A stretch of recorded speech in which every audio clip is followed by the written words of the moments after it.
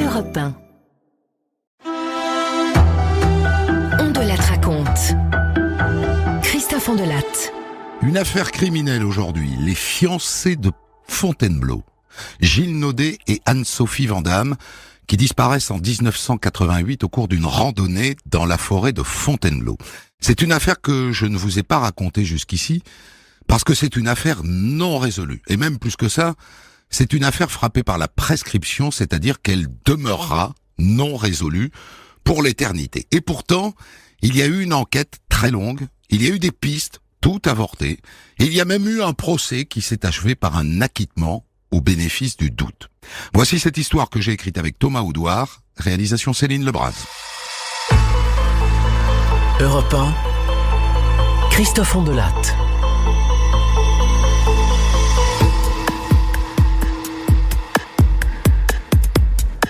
Le matin du 31 octobre 1988, Anne-Sophie Vandamme et Gilles Naudet décident d'aller faire une balade en forêt. C'est le week-end de la Toussaint, il fait beau, ils sont venus passer quelques jours chez les parents de Gilles à Bois-le-Roi, en Seine-et-Marne.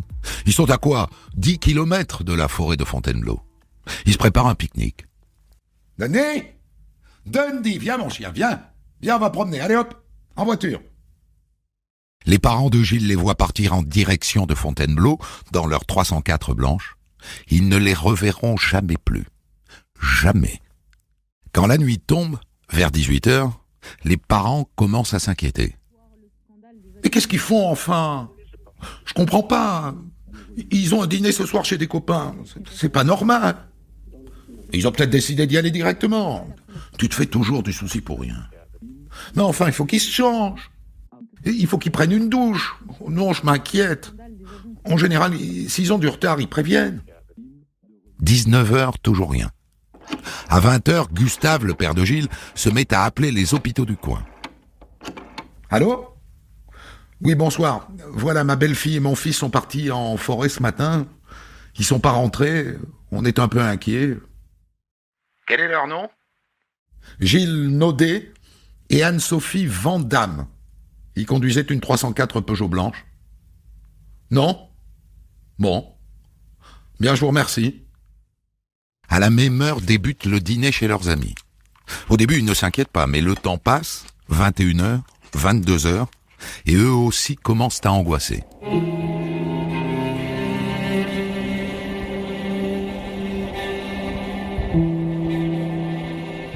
Le lendemain, 1er novembre, la sœur de Gilles décide d'aller sur place. Je sais d'où il part en général, il part du parking de la Feuillardière, tu sais. Et puis après, il prend le GR11 dans le massif des Trois Pignons, tu vois. Je vais aller voir. T'as pas un double des clés de la 304 ? File-les-moi, on sait jamais. Sur le parking, la sœur tombe sur la 304 fermée. Elle l'ouvre. Rien d'anormal. Donc ça n'est pas un accident de voiture. S'il leur est arrivé quelque chose, c'est dans la forêt. Ils ont peut-être glissé dans une crevasse. Ou alors ils sont tombés dans un marécage. À moins qu'ils se soient perdus. On peut se perdre en forêt de Fontainebleau. Même si Gilles connaissait bien le coin. Quoi qu'il en soit, il faut prévenir les gendarmes, cette disparition est très inquiétante. Les gendarmes laissent passer un peu de temps, 24 heures. Et puis le 2 novembre, 2 jours après la disparition de Gilles et Anne-Sophie, ils décident d'organiser une grande battue à partir du parking. 200 hommes sont mobilisés. Ils remontent le GR11, ils ratissent le massif des Trois Pignons, ils ne trouvent aucune trace du couple. Pas un vêtement, pas un objet personnel, rien. Et pas de trace non plus de leur berger des Pyrénées, Dundee. Et là, ça devient vraiment très inquiétant.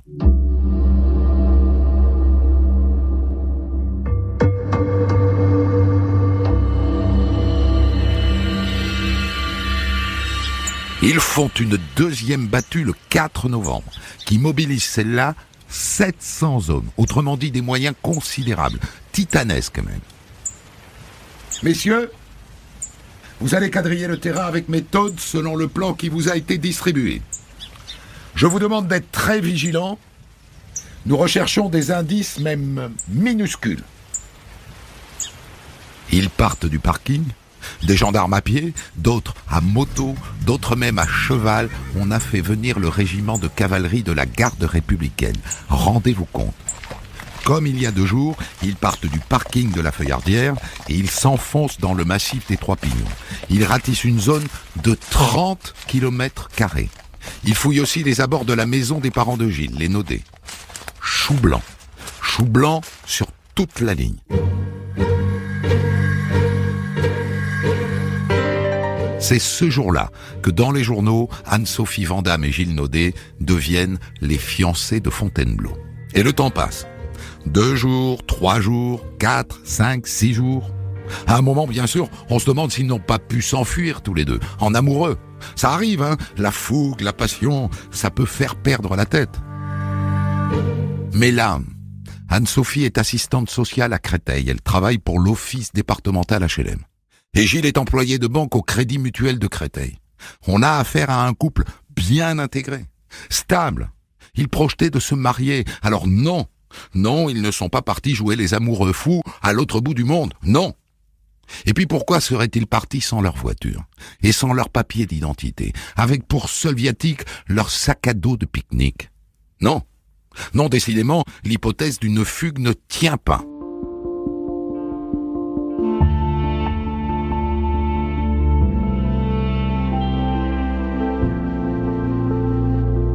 Et celle d'une histoire de famille, alors. Un règlement de compte familial. Les gendarmes s'intéressent aux Naudet et aux Vandamme. Et non, encore non, le père Naudet, Gustave, est un garagiste à la retraite. Le père Vandamme, René, est maire d'Yverdroite de la commune de Voisins-le-Bretonneux, dans les Yvelines. Il n'y a pas de cadavre dans le placard, il n'y a pas de conflit entre les 2 familles, il n'y a pas de rancœur cuite et recuite dans aucune des 2 familles. Ce sont des gens normaux.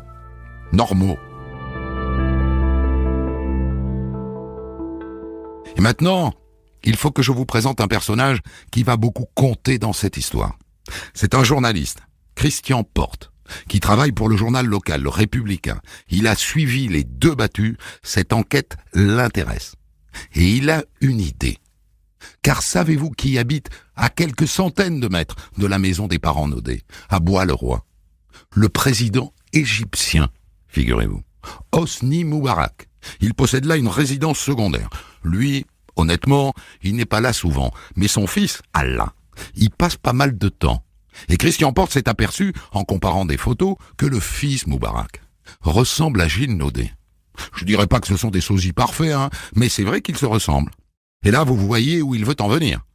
Quelqu'un a voulu s'en prendre à Allah Moubarak, et il s'est trompé. C'est une piste qui ne tient pas bien longtemps parce que les gendarmes se renseignent, Allah Moubarak n'était pas à Bois-le-Roi ce week-end-là. Alors à moins d'avoir affaire à des terroristes amateurs qui n'auraient pas pris la peine de vérifier que leur cible était sur place ce jour-là, ça ne tient pas. La piste égyptienne se referme.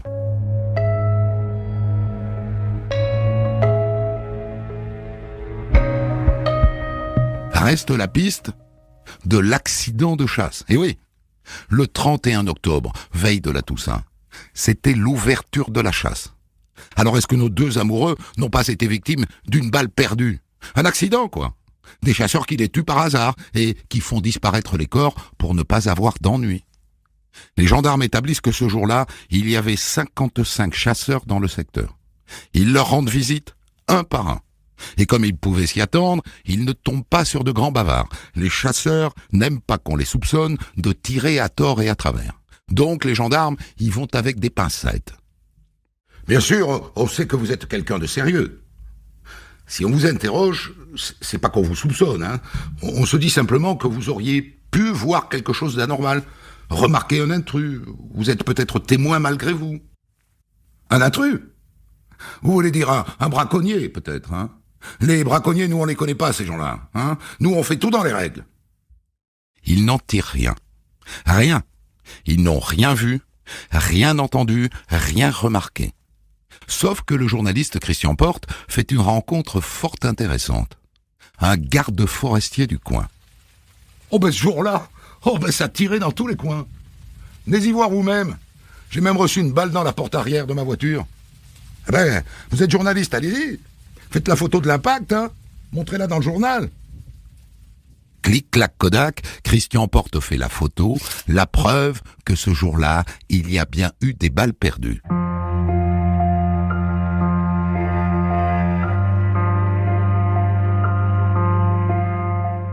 Alors si ça ne sont pas les chasseurs, est-ce que ça ne serait pas les braconniers ? Les chasseurs n'ont pas totalement menti, hein. Il y a pas mal de braconniers dans le coin qui barbotent du gibier pour le revendre au resto. En général, ils opèrent la nuit, et donc plusieurs nuits de suite, jusqu'à environ la mi-décembre, les gendarmes planquent dans la forêt. Ils cherchent à pincer les braconniers, et pourquoi pas l'assassin. Mais ça ne donne rien, une fois de plus. L'enquête est au point mort, les fêtes de fin d'année arrivent, ça fait 2 mois que Gilles et Anne-Sophie ont disparu.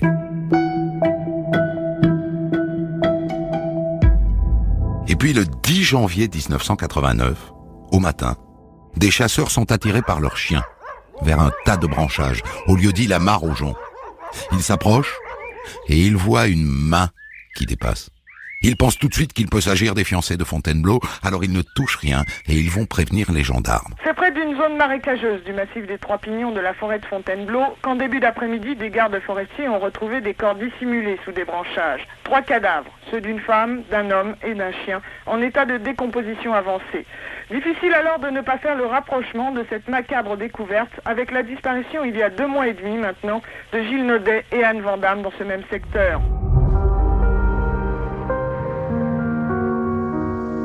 Quand les gendarmes arrivent sur place, la nuit est en train de tomber, on est au mois de janvier, la mare est gelée. Bon les gars, on fait rien ce soir, hein. La scientifique viendra demain matin. D'ici là, vous me protégez l'endroit, personne n'approche.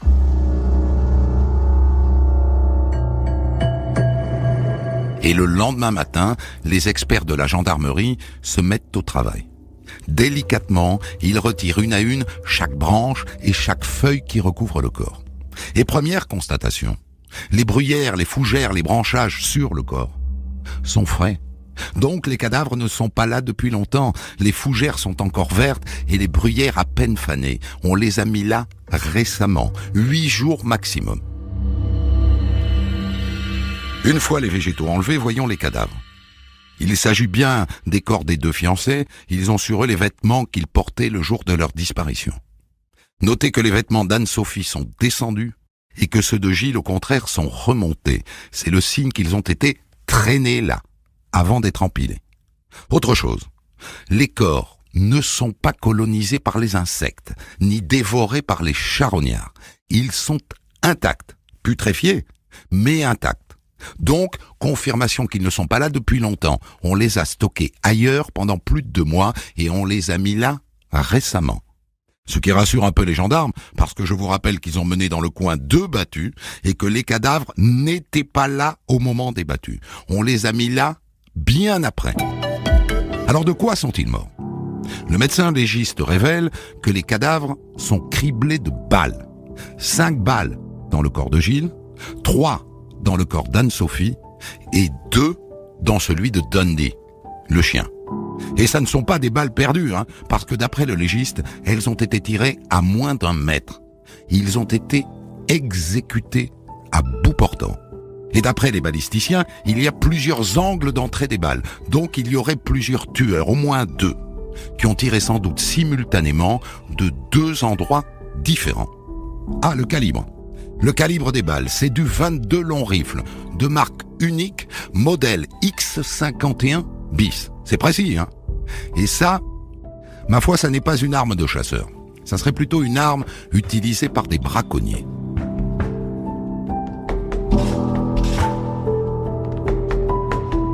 Dernière chose, sur un rocher près du corps, il y a des traces de peinture verte. Regarde là. On dirait qu'une voiture a accroché. Tu crois pas ? Il y a aussi des traces de pneus. Une marque en général montée sur des 4x4 très répandue chez les chasseurs. Je résume. Les corps ont passé 2 mois ailleurs, hors de la forêt. Mais où ? Ils ont été emmenés là récemment, 8 jours maxi, en 4x4. Peut-être par des chasseurs ou des braconniers. Mais alors pourquoi ? Pourquoi des chasseurs ou des braconniers auraient-ils tué à bout portant 2 jeunes gens ?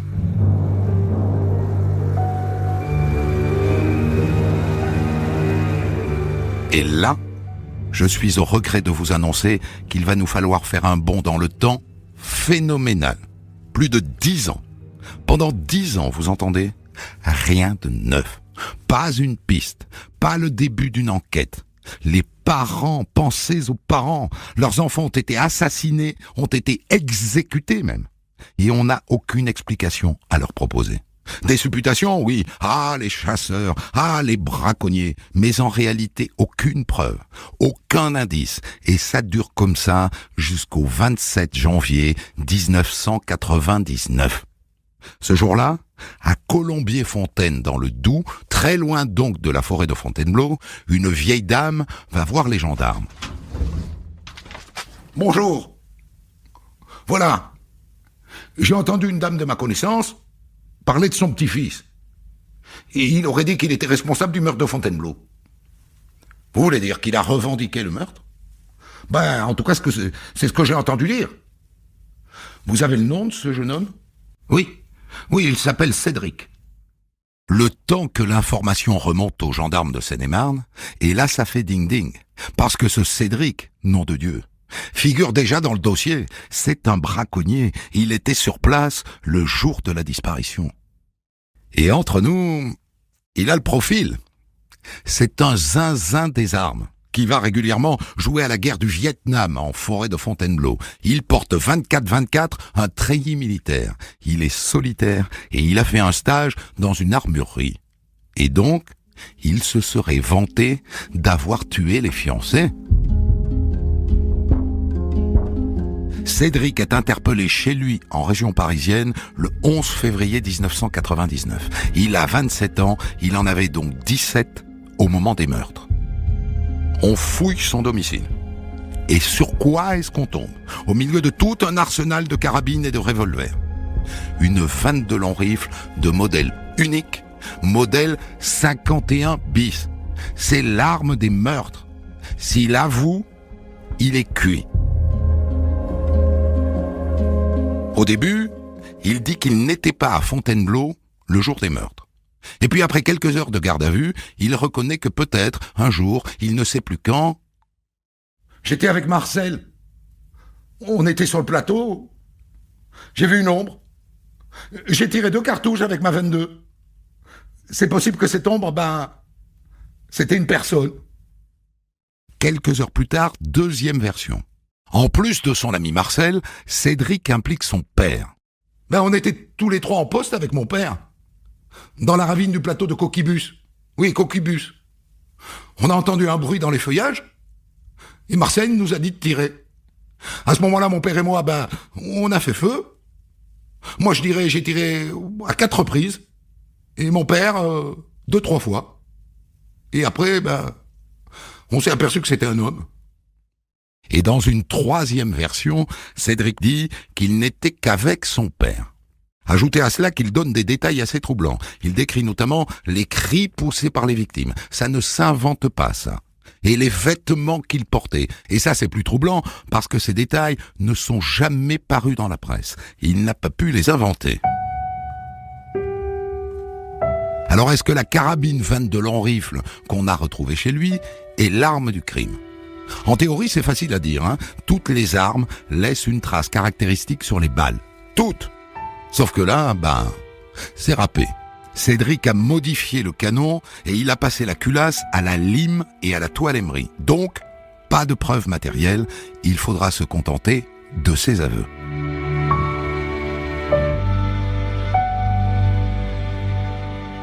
Sauf que ses aveux, il revient dessus devant la juge d'instruction. Mais j'ai avoué sous la pression des gendarmes. Ils m'ont insulté, ils m'ont giflé, ils m'ont même écrasé le pied pour que je parle. C'est pas moi. Classique. Mais est-ce qu'il faut le croire dans cette reculade ? Il a quand même donné beaucoup de détails. Et donc la juge le met en examen pour homicide volontaire et l'envoie au Niouf, 10 ans après. De même d'ailleurs que son père et son ami Marcel. Pas pour longtemps, pour ce qui est des 2 derniers, ils ont un alibi, ils sont relâchés. Cédric est présenté à des experts psychiatres. Ils établissent que c'est un rebelle, qui se prend pour Rambo, qui est fasciné par les armes, il diagnostique des troubles du comportement, mais rien qui puisse lui éviter un procès. Il y aura donc un procès. Le procès de Cédric s'ouvre à Évry en novembre 2001, devant la cour d'assises des mineurs, puisqu'il avait 17 ans au moment des faits, et c'est d'ailleurs aussi pour ça que je n'ai pas le droit de vous donner son nom. Dans le box, Cédric est mutique, prostré. Ses avocats plaident qu'on lui a extorqué ses aveux, et en face, on dit que ses aveux sont trop complets pour avoir été inventés. Et donc on fait venir à la barre les gendarmes qui ont recueilli les aveux. Et c'est un moment, je dois vous le dire, très dérangeant, parce qu'ils se mettent à transpirer comme des bœufs. Est-ce que je pourrais avoir un verre d'eau ? L'un des gendarmes frôle même l'évanouissement. Il réclame une chaise. Et allez voir, je vous le dis franchement, on se dit qu'il est possible qu'ils aient un peu secoué le jeune Cédric pour obtenir des aveux. Dans la foulée, Cédric lui-même raconte que ce sont eux qui lui ont soufflé le nom du lieu-dit où il dit avoir tiré sur une ombre. Ils m'ont fait une charade. Le plateau de Coquibus. Ils m'ont fait deviner coq, puis qui, puis bus. C'est eux qui m'ont soufflé le nom. Les jurés sortent de cette séquence avec un gros doute. Alors à la fin, l'avocat général a beau réclamer 30 ans de réclusion criminelle, c'est le doute qui l'emporte. Et d'ailleurs c'est la règle, en principe à la cour d'assises. Le doute doit profiter à l'accusé. Et Cédric est acquitté. Les parents de Gilles et d'Anne-Sophie, évidemment, sont catastrophés. Ils accepteraient peut-être le verdict si, en échange de l'acquittement de Cédric, on leur proposait un autre coupable. Mais malheureusement, on ne va pas trouver d'autres coupables. Enfin, la justice n'en trouvera pas. Le journaliste Christian Porte, lui, va trouver des suspects. Mais trop tard.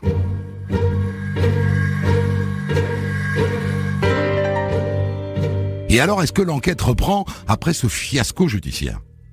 Eh bien non, parce qu'il n'y a pas d'autres pistes. Et donc à un moment, quand il n'y a pas d'autres pistes, on classe, on range le dossier sur une étagère. Tant pis, ce sera un crime sans coupable. Ça arrive. Sauf que le journaliste Christian Porte, lui, ne veut pas lâcher l'affaire.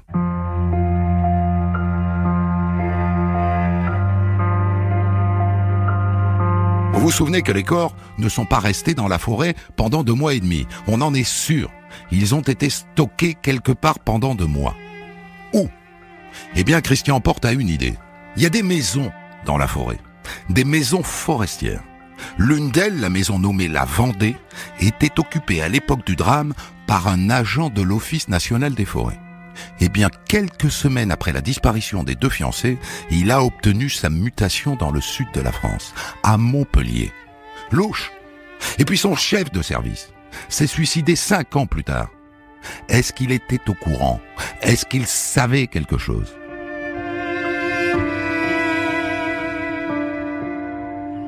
Le journaliste va en parler aux gendarmes, qui se rencardent sur le cas de cet homme. On leur dit que le type était dépressif, que son suicide n'a rien à voir. Ok.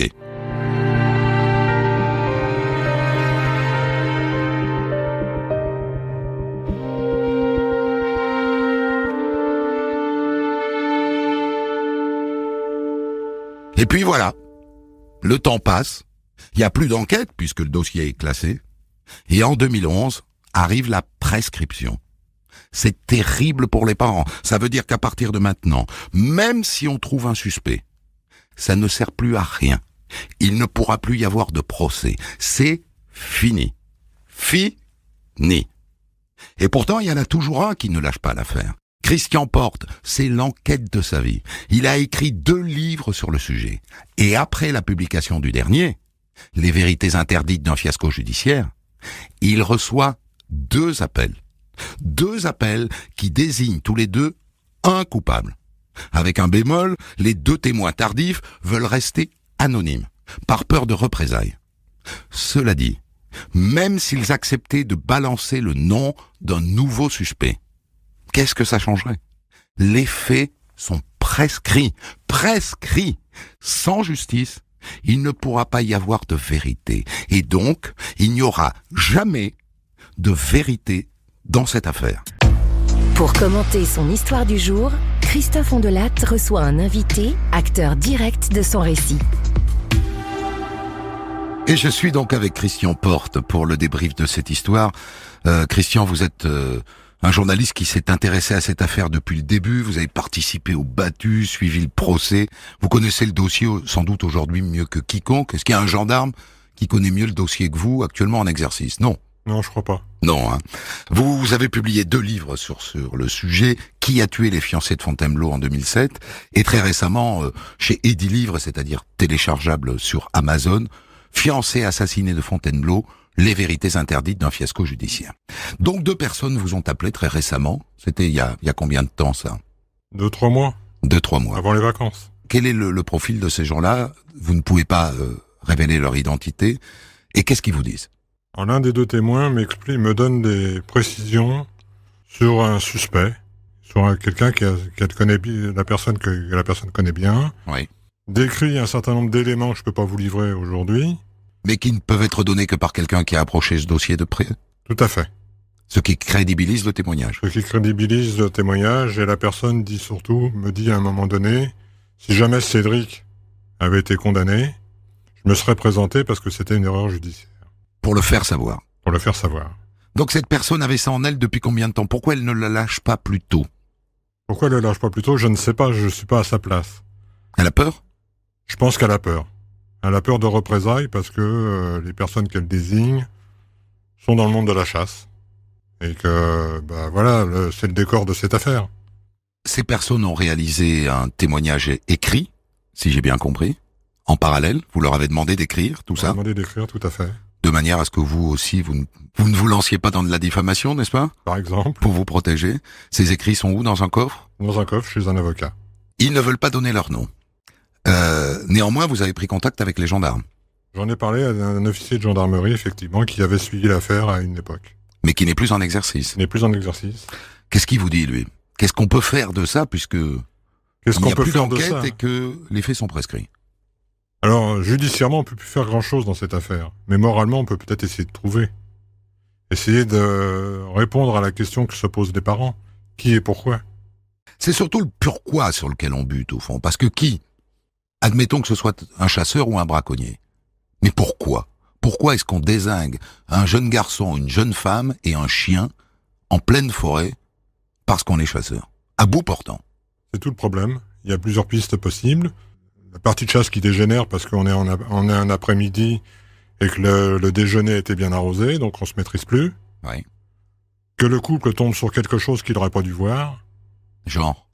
Toutes les idées sont possibles. Ils peuvent être tombés sur un échange d'armes, sur un viol, sur des choses de cette nature. Mm-hmm. Témoin de quelque chose qu'il n'aurait pas dû voir. Et puis, il y a l'hypothèse basique. On tue le chien parce qu'on a confondu le chien avec du gibier. Gilles s'interpelle, il avait une certaine personnalité en disant « c'est quoi ce bordel ?» On tire et on perd son sang-froid et puis c'est l'enchaînement criminel. Et on tue Anne-Sophie parce qu'on a tué Gilles. Parce que voilà, il n'y a plus de témoins. Il n'y a plus de témoins. On est là-dedans, dans le témoignage que vous avez recueilli, on est autour de ça, d'une scène de chasse qui dégénère. On pourrait être autour de ça. On pourrait être autour de ça. Alors donc, la prescription n'est pas négociable. J'imagine que vous vous êtes renseigné. Est-ce qu'il est possible néanmoins, malgré le fait que les faits soient prescrits, d'engager une enquête préliminaire? Les gendarmes pourraient moralement se pencher sur le dossier pour au moins vérifier les éléments qui m'ont été transmis. Est-ce que vous avez pris contact avec le suspect? Non. Il sait, à votre avis, que vous l'avez ciblé? Je ne sais pas. Parce que ça n'est pas la première interview que vous donnez? Tout à fait. Je pense que s'il s'est reconnu, il a des doutes. Mmh. Mais ce qu'il faut savoir dans cette affaire, qui date d'il y a 30 ans bientôt, c'est que la moyenne d'âge des chasseurs de l'époque, c'était 30-40 ans. On rajoute 30 ans, les gens ont 70 ans. Oui.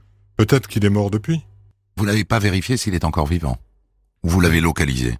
Je l'ai localisé, mais je ne sais pas encore s'il est vivant. Vous savez où il a vécu? Je sais où il a vécu, je sais ce qu'il a fait, je sais qui il était. Les parents, Naudet et Vandamme, eux, sont toujours vivants? Monsieur Naudet est mort il y a quelques années, et Madame Naudet n'est pas en très grande forme en ce moment. Et les Vandamme? Plus de nouvelles. Vous n'avez pas de lien avec les Vandamme? J'ai plus de lien avec les Vandamme. Je pense que pour Monsieur et Madame Vandamme, ils ont refait leur vie à leur façon. Monsieur et Madame Naudet étaient plus âgés et très attachés à leur fils. Je veux qu'on revienne sur quelques points. D'abord, le titre de votre livre parle de fiasco. À quel niveau, selon vous, se situe le fiasco? Parce que ce qu'on voit quand on raconte cette histoire, c'est qu'il y a une mobilisation incroyable des gendarmes. La deuxième battue, moi j'en ai raconté des affaires criminelles. 700 personnes mobilisées pour une battue. Je crois que je n'ai jamais vu ça de toute ma carrière, dont les cavaliers de la garde républicaine. Où est-ce que ça pêche? Je crois que le fiasco, il n'y a pas à tourner autour du pot, c'est la justice, c'est les juges d'instruction. Il y a aussi, on est confronté aussi au phénomène de mutation systématique dans l'administration. Donc on change de juge tous les 4 matins. On change de juge tous les 4-5 matins. Le juge qui arrive ne prend pas obligatoirement le dossier dans son ensemble. Et on arrive à un moment donné, on a perdu l'essentiel. Ça, c'est important que vous le disiez parce que ça pèse sur beaucoup d'affaires criminelles, ça. Les mutations. Seul moyen d'obtenir du galon dans la magistrature. Si on ne mute pas, on est payé toute sa vie au même salaire. Tout à fait, on reste dans un poste pourri, le cas échéant, et on bouge plus. La piste de Allah Moubarak, il n'était pas là. On l'a écarté tout de suite. Pour vous, elle n'a plus d'intérêt. Elle n'a plus d'intérêt aujourd'hui. Strictement aucun intérêt. Où ont été stockés les cadavres? Alors, il y a donc la piste de cet agent forestier qui est muté très rapidement après les faits et qui se suicide 5 ans après. On vous répond, il était dépressif. Et la piste se referme comme ça. Là, je vais apporter une petite précision, Christophe, si vous me le permettez. Allez-y. L'agent qui a été muté à Montpellier, c'est pas celui-là qui s'est suicidé. Celui qui s'est suicidé, c'est le chef de l'ONF qui était chargé de contrôler les parties de chasse dans cette partie-là. Donc c'était son chef hiérarchique. Oui. C'est celui-là qui s'est suicidé, du jour au lendemain, si j'ose dire, et un suicide au propos duquel les gendarmes n'ont fait aucune enquête d'investigation. Mmh. On est parti du principe qu'il avait des problèmes familiaux, personnels, donc on expliquait, il s'était suicidé, c'était à peu près logique. Sauf que dans le même temps, le colonel Recordon, qui était chef d'enquête à l'époque, et que vous connaissez, est venu dire qu'il savait peut-être des choses qui ont fait que ça l'a perturbé. Où est la vérité? En tout cas, cette piste a été assez vite abandonnée et on n'est pas allé plus loin. On n'a pas été plus loin, à tel point que le président de la cour d'assises, lors de l'ouverture du procès, a cité ce responsable de l'ONF comme témoin. Et il a découvert qu'il était mort 5 ans plus tôt. Ouais. C'est dire si on n'a pas exploré la piste, et si au dossier il n'y a pas grand-chose là-dessus. Alors la grande question quand même, c'est où ont été stockés ces cadavres pendant 2 mois, si ça n'est pas dans cette maison forestière. Alors, ça peut être dans cette maison forestière, parce que les gendarmes ont quand même enquêté dans cette maison forestière, oui, dont le rez-de-chaussée était la reproduction de la forêt avec un désordre innommable, mais dont le sous-sol vous auriez mangé par terre. Pourquoi ? Comme s'il avait été nettoyé. Il a été nettoyé. Et les chiens qui sont venus faire des repérages se sont arrêtés tous au même endroit, dans cette pièce. Donc il est possible que les cadavres aient été stockés là. Tout à fait. On a même retrouvé des poils de chat et de chien. On a su qu'il y avait des poils de chat, des poils de chien, mais on n'a pas su le modèle du chien. On était à une époque où l'ADN n'est pas ce qu'il est aujourd'hui. En 88, on peut pas exploiter de l'ADN comme ça. D'ailleurs, à l'époque, parce que vous parlez d'ADN, il y a une trace d'ADN qui a été repérée sur les lieux de découverte des corps, oui, qui n'appartient à aucun des protagonistes. Et qui est stocké dans le dossier ? On peut espérer. Pas sûr. Quand vous dites on peut espérer, pas sûr. La voiture verte. Il y avait bien une voiture verte. Il y a une trace sur le rocher. Oui, mais là, c'est pareil. Tous les chasseurs et les braconniers passent et repassent. Tout le monde a les clés de la forêt dans cette affaire. Oui. Donc, chercher celui qui a la clé, c'est pas la solution, puisque tout le monde a les clés ou les doubles des clés. Cédric est acquitté. Très difficile de faire peser la suspicion sur quelqu'un qui a été acquitté, mais est-ce que vous gardez dans un coin de votre tête que c'est peut-être Cédric ? Alors, je garde pas dans un coin de ma tête que c'est Cédric. Je garde dans un coin de ma tête que Cédric sait peut-être des choses. Il était peut-être avec d'autres. Il est peut-être avec d'autres, comme il fréquente le milieu de la chasse et des braconniers, il a peut-être entendu des choses se dire. Parce que c'est très troublant, ces aveux détaillés tout de même. Et puis cette vanne de long rifle, qu'il a comme par hasard rectifié de manière à ce que des années après, on ne puisse pas remonter jusqu'à l'arme. Reste que si c'est Cédric, quelque part, qui est impliqué dans cette affaire, il n'est pas tout seul. Il y a 2 tireurs, il y a 2 angles de tir. Et la juge d'instruction, la dernière juge d'instruction, dans son renvoi, dans son mémoire de renvoi, soulignait même que Cédric ne peut pas avoir fait les choses. Le procès, vous n'y avez pas assisté, il était à huis clos, je suppose ? On y a assisté dans les couloirs. Dans les couloirs. Vous savez comment sont les indiscrétions des avocats. Vous pensez que véritablement Cédric s'est fait manipuler par les gendarmes ? Il semble que ce soit l'impression qu'a donnée l'audition des gendarmes devant la cour d'assises des mineurs ? Manipuler, je ne sais pas, mais pourquoi les gendarmes ont menti? C'est une vraie... J'en ai parlé avec des jurés après, qui n'ont le droit de rien dire, Oui. mais qui ont admis que le fait que les gendarmes aient menti avait changé le cours du procès. Oui. C'est ça qui les a fait douter.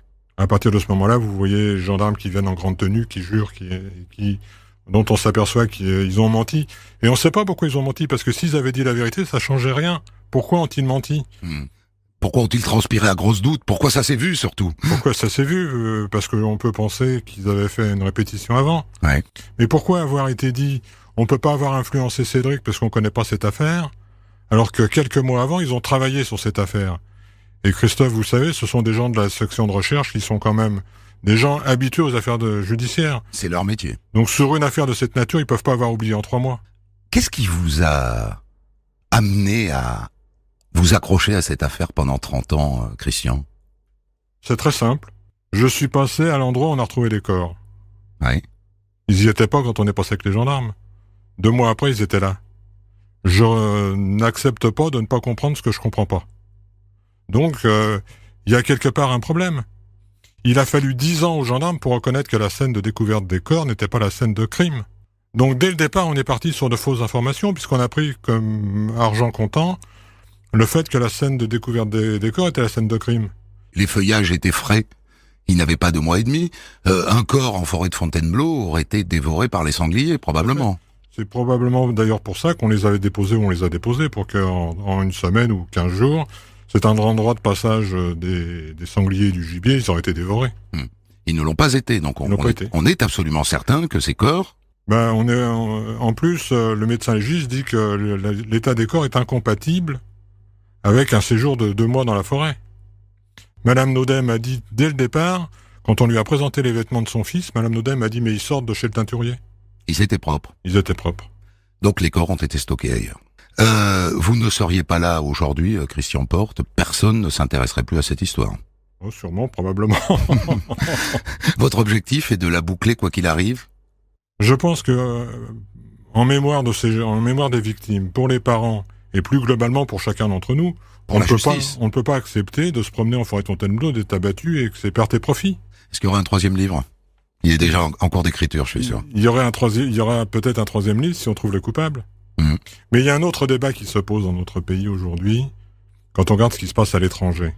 En Allemagne et en Suisse, la prescription, elle est de 30 ans. En Angleterre, il n'y a pas de prescription. En Hollande, il n'y a pas de prescription du tout pour les crimes de sang. En France, elle est de 20 ans aujourd'hui, elle était 10 ans à l'époque. Oui, mais... Et 10 ans après, il faut l'expliquer ça, 10 ans après le dernier acte de procédure posé. Tout à fait. Donc, en quelques années, on a progressé, mais on est passé de 10 à 20, on a doublé. Pourquoi pas aller jusqu'à 30 et pourquoi pas, pour les crimes de sang, pas de prescription? Vous pensez que 30 ans après, on peut établir une vérité qu'on n'est pas arrivé à établir pendant 30 ans? Oui, parce que le temps passe et que les pressions sont pas les mêmes. Je vous invite, vous qui nous écoutez, à lire le livre de Christian Porte que vous téléchargerez sur Amazon, puisqu'il est édité par Edilivre, Fiancé assassiné de Fontainebleau, les vérités interdites d'un fiasco judiciaire. Merci beaucoup, Christian Porte. Des centaines d'histoires disponibles sur vos plateformes d'écoute et sur europe1.fr.